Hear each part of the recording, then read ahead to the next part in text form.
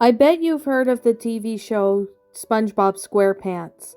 You know, the show about a talking sponge, SpongeBob, who goes on adventures with his dumb starfish friend named Patrick Star, and always the unlucky Squidward. Then there's Mr. Krabs the money grabber, and the scientist karate master squirrel named Sandy. Everybody knows about the show and how popular it is, but what they don't know is the truth behind it. SpongeBob and his friends are actually the ghosts of humans that forcefully had to take over the bodies of sea creatures to survive. All of them had visions of the buildings and structures from their previous lives. I will now explain the backstory of the main five characters I talked about earlier. SpongeBob was originally a kid named Bob. Bob was a nice kid, always helping others while he was trying to stay out of trouble. He often did get in trouble, taking the rap for what the other kids did, and often accidentally tripping someone when they trying to help them. One day in 1920, while riding his bike, he accidentally went down a steep hill and fell off, putting him in a coma. After 2 weeks, he eventually died and had a proper funeral. In his sea creature counterpart, he is still very nice and still gets in trouble. Patrick in his past life, his name was John.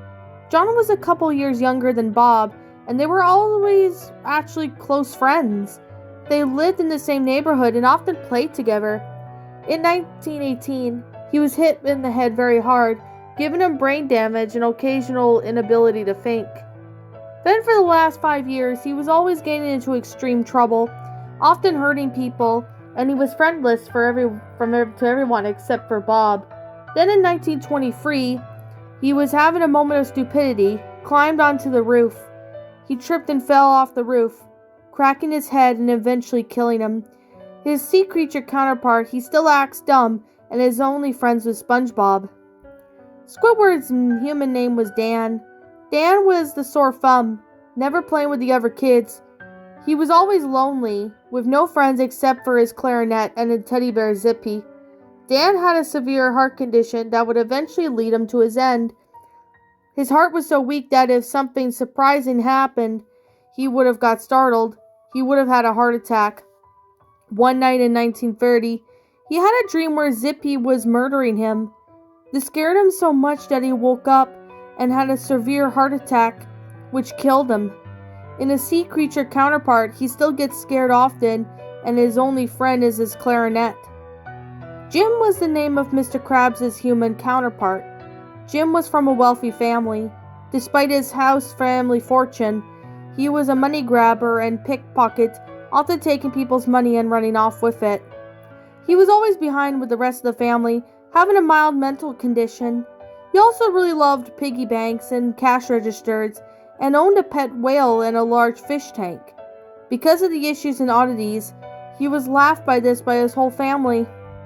His family had a big vault where he stashed all the money, and one day in 1953, when Jim was inside it, jumping for joy of his family gain of $1 billion, three huge bags of money toppled from a high shelf in the vault and crushed him to death.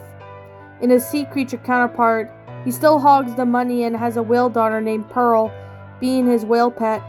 Sandy's human counterpart's name was Sally. Sally was a teacher's pet, and she was always winning the science fairs and often got all A's pluses. Due to her intelligence, kids would come to her at recess and ask her to fix their math problems. Sally was a black belt in karate, often beating all of her students. She would also make many custom fireworks from the country club, which she gained major popularity. Sally was on top of the world. In karate one day of 1969, Sally was a fighting master. She was doing so well until she got extremely kicked hard in the chest, breaking her ribs and making her unable to breathe.